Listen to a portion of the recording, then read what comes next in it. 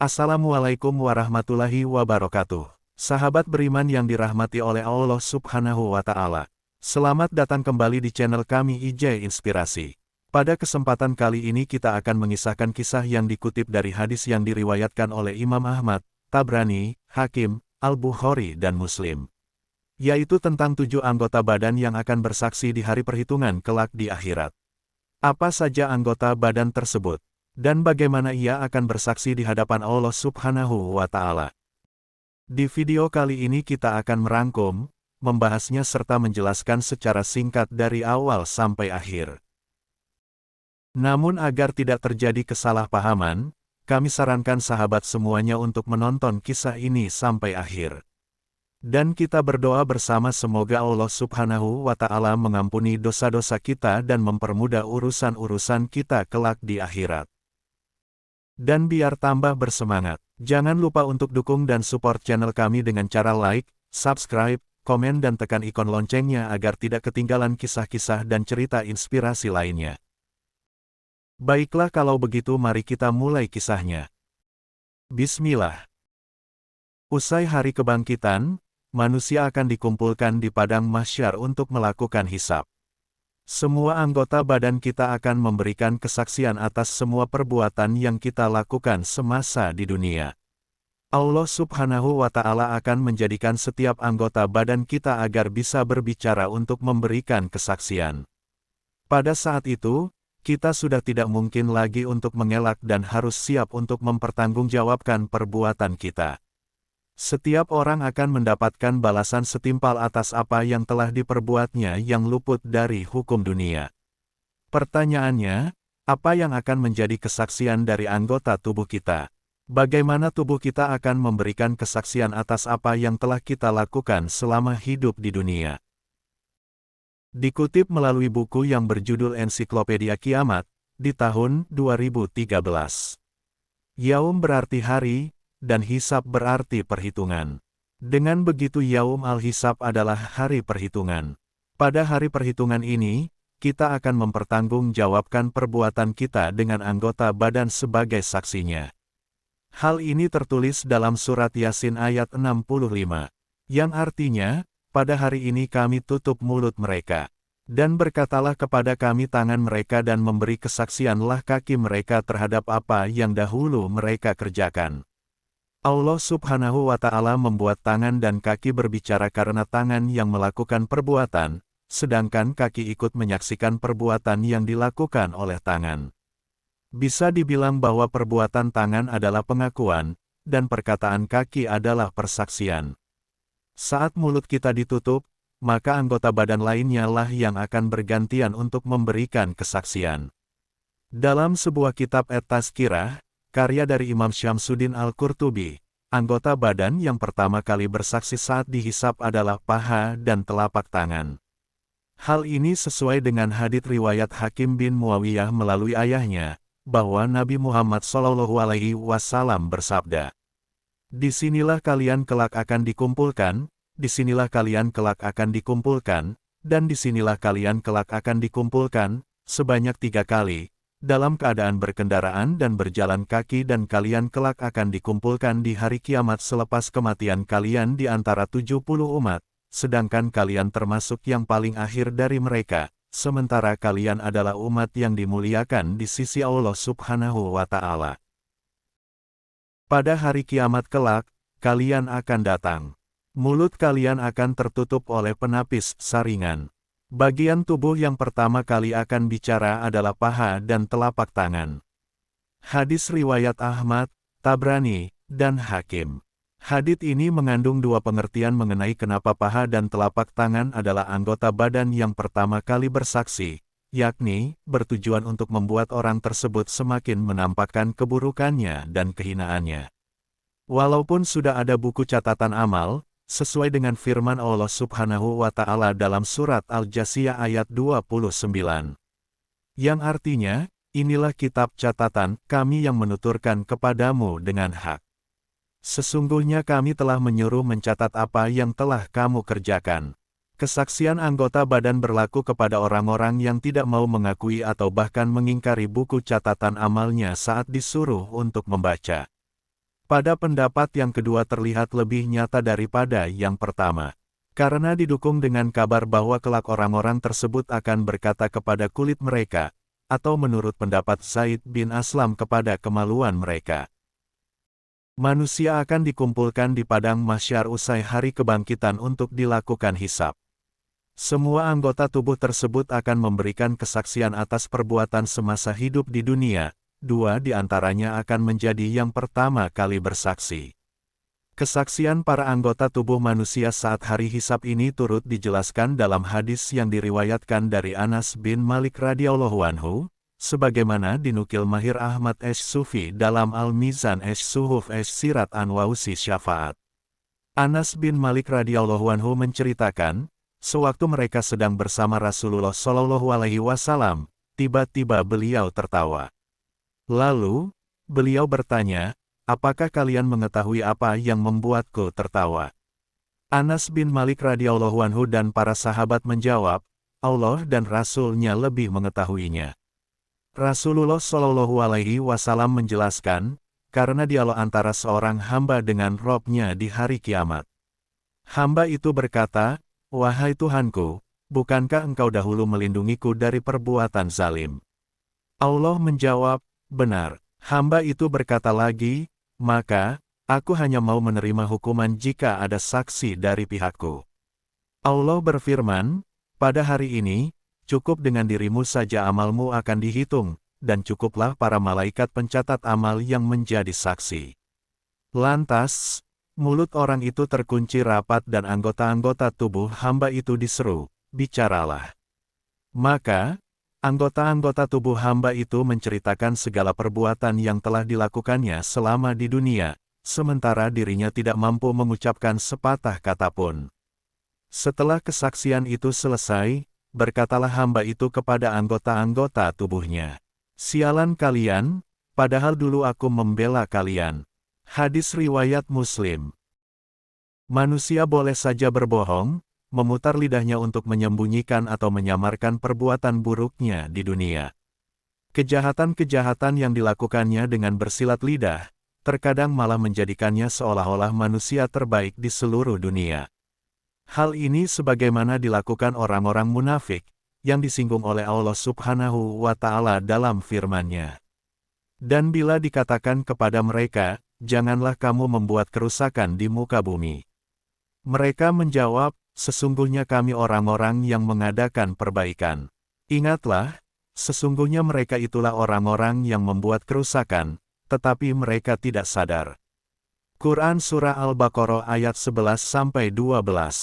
Orang-orang munafik melakukan perbuatan merusak Islam dengan perkataan dan amalnya, lalu mereka sebut perbuatan tersebut sebagai pembaharuan Islam atau istilah-istilah lainnya yang dikesankan itu adalah perbaikan. Namun sejatinya hal tersebut merupakan kerusakan.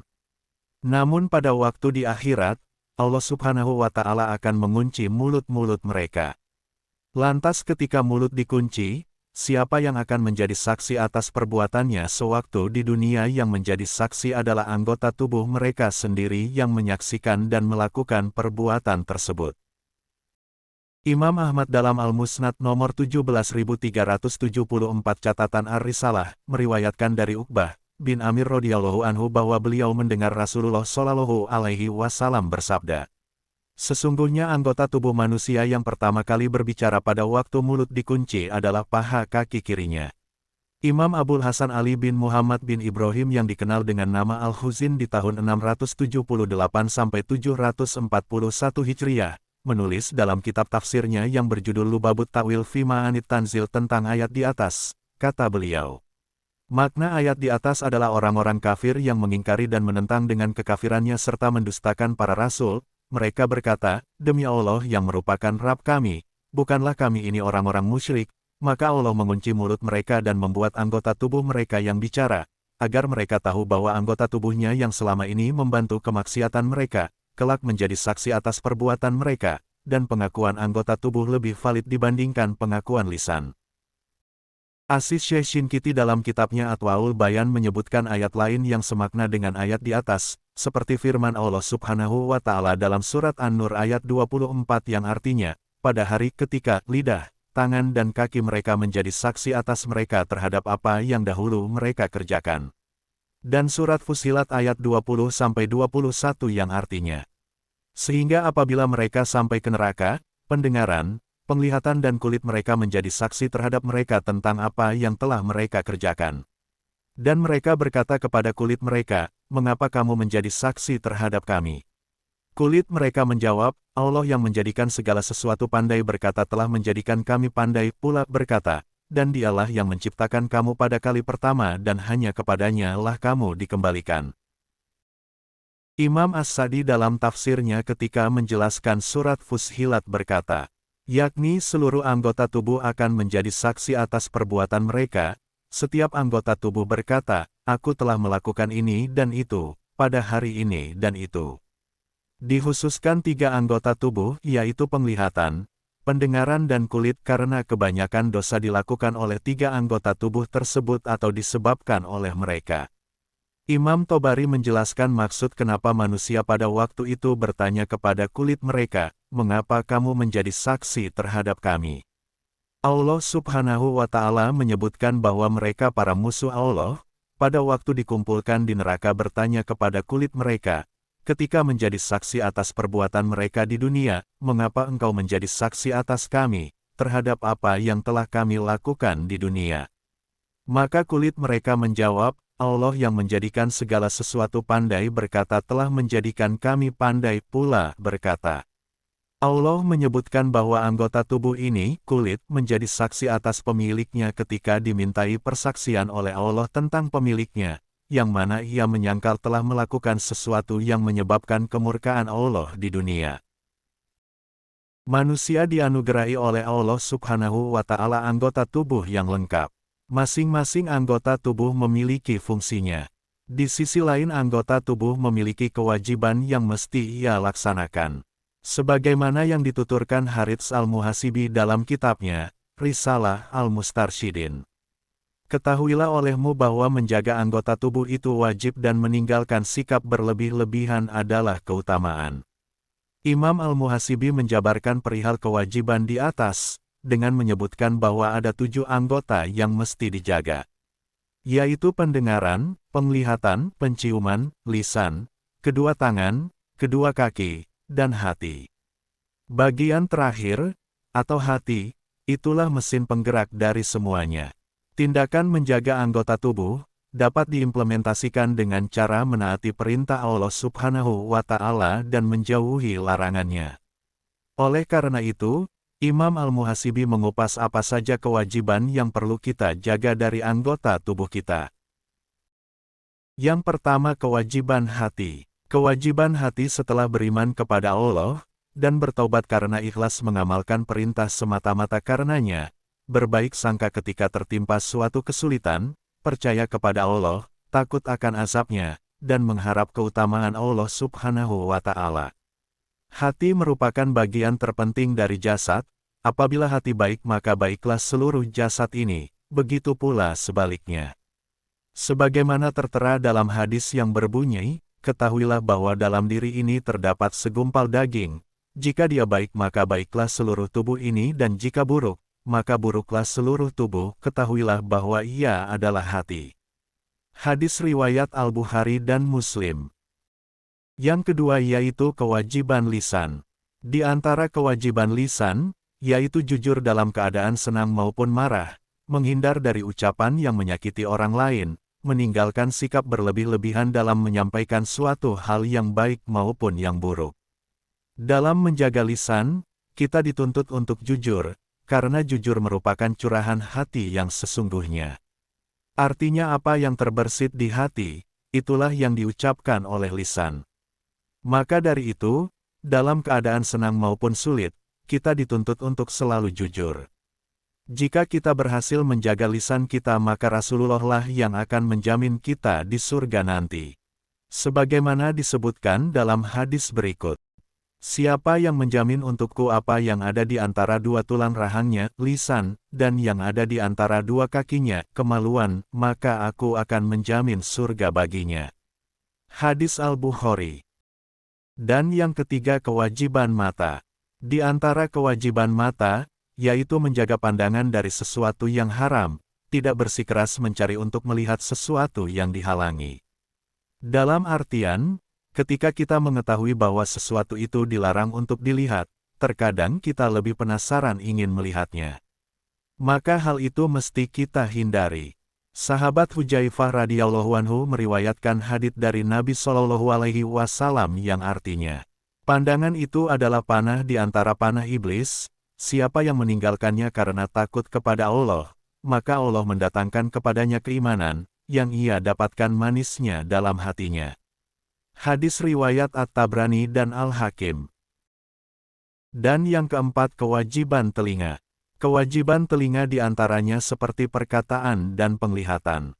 Segala sesuatu yang dilarang untuk dikatakan dan dilihat, begitu juga diharamkan untuk didengar.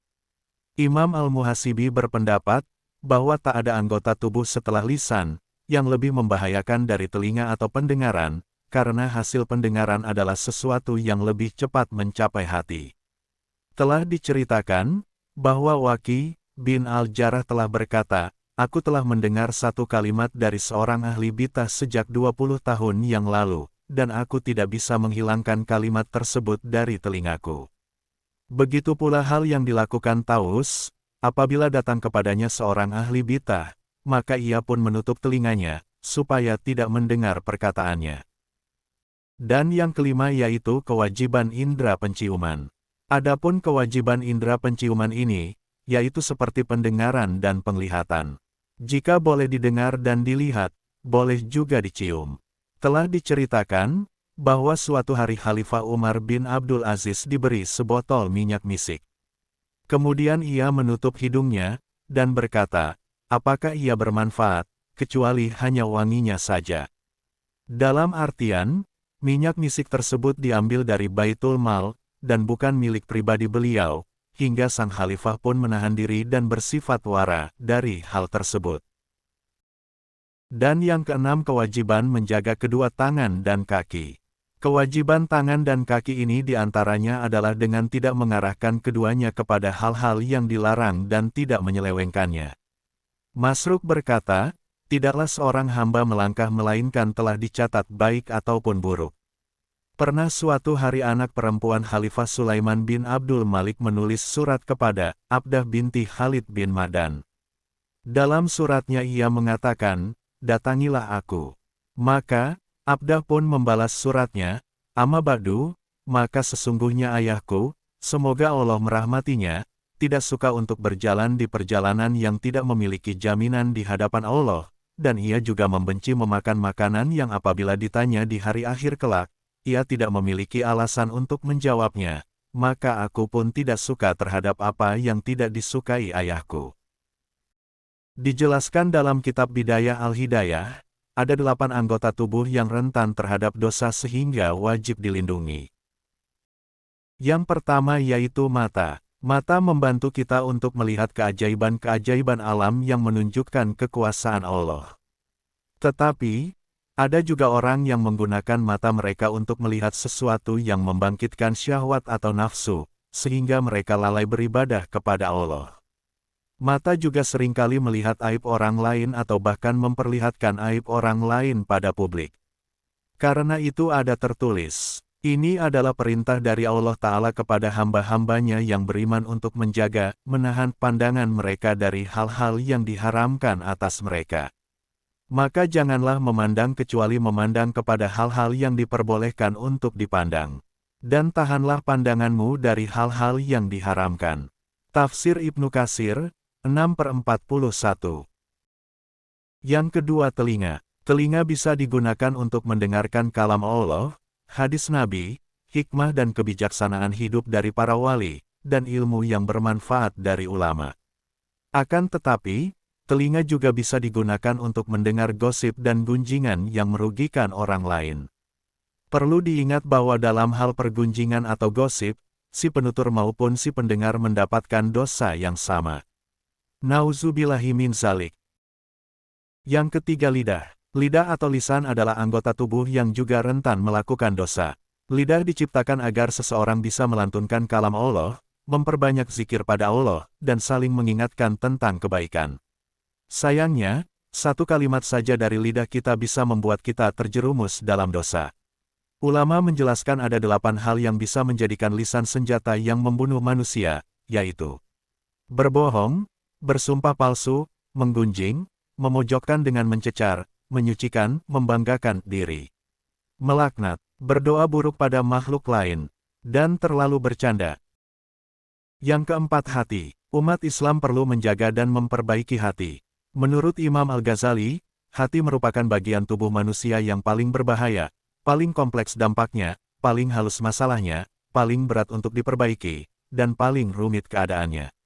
Setidaknya ada 4 faktor yang dapat merusak hati, yaitu panjang angan untuk hidup lama di dunia, iri dengki, tergesa-gesa dalam beribadah dan sombong.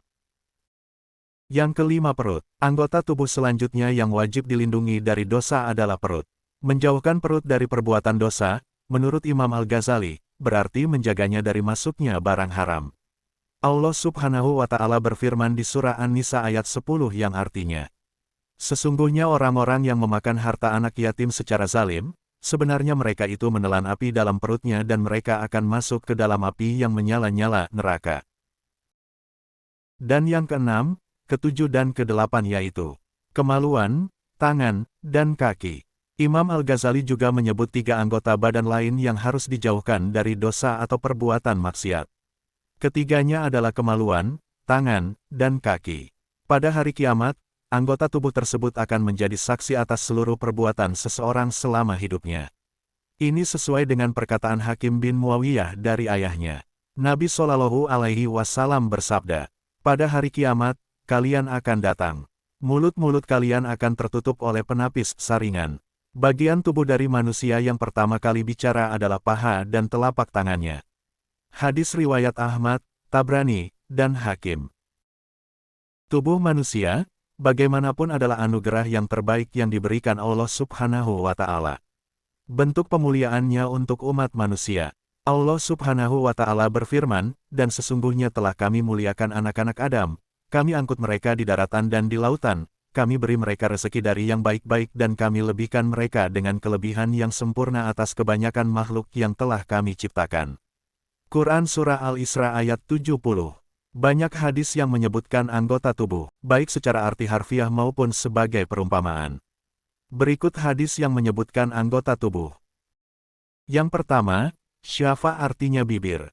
Pada malam aku diisrakan aku melewati sekelompok orang yang mulut mereka dipotong dengan gunting dari neraka.